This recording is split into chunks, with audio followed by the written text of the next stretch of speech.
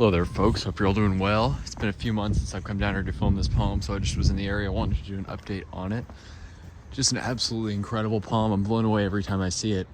And just a testament to these palms' hardiness, and also to the, just ideal location of this microclimate here. Just an absolutely ideal place to plant this palm. South-facing wall of a townhouse, so you got lots of insulation and wind protection. Right in the urban heat island. So obviously just this area is generally a couple degrees warmer than the surrounding suburbs because of all the all the concrete, asphalt, the buildings and everything. And just a pretty ideal location here. And this palm's been here for, I actually don't know how long it's been here. I asked the owner and he said he didn't know how long it was here, but he said his friend planted it. Has never ever been protected. And just unbelievable that this thing is this tall, and it will eventually grow over that roof, so that'll be interesting. I've heard stories of I know a guy who had like 5 trackies that were near my house, actually, who had like 5 trackies.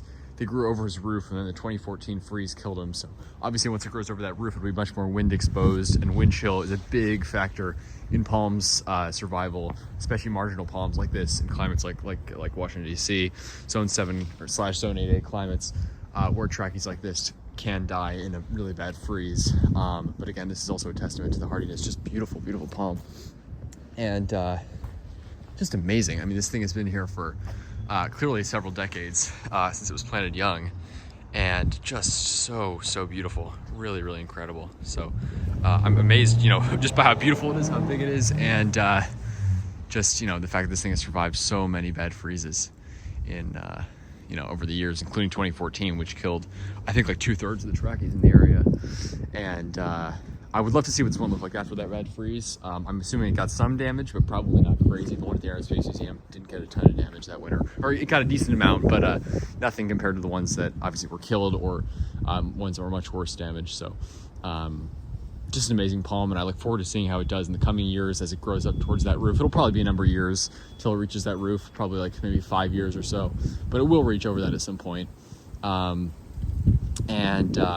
These palms grow about a foot in our climate here in Washington DC, so decently fast growth rate. But this is obviously quite an old palm. It's massive, and just amazing. Blows me away every time. The crown is just perfect, full crown, slight skirt of dead fronds at the bottom. Just an ideal windmill palm. This is the picture perfect windmill palm, and in a climate that is not certainly not ideal for them. Obviously they can survive most winters here, and they survive the summers here too, but that's also a challenging season, especially as you go further south. Here it's not as bad, but it's very hot and humid, and they are native to mountainous areas with cooler summers, so that's obviously a bit of a challenge in and of itself, but they do get most of their growing in during that season. Just amazing palm. I look forward to seeing how this does in upcoming deep freezes too. It's around freezing right now. We've got a bunch of nights in the teens here. That will not phase this palm at all. I'm expecting no damage this winter. Last winter, I think maybe it got a slight bit of browning on some of the lower fronds. Maybe you could see like that might have been from last winter. That slight bit of browning. I don't know. I mean, it's also one of the lower fronds, so they naturally just turn brown. But basically no damage after last winter's low of single digits, probably like 7 degrees here or something like that, 6 or 7 degrees. And then over here, I also want to share this with you. I made a video of this, I think it was last winter.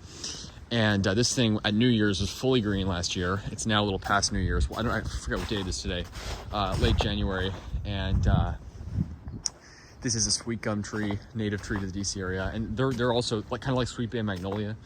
Sweet bay magnolia is semi-evergreen. This is generally considered a deciduous tree, but they're really strange because some of them I've heard of them actually staying evergreen through all of winter in like warmer areas further south.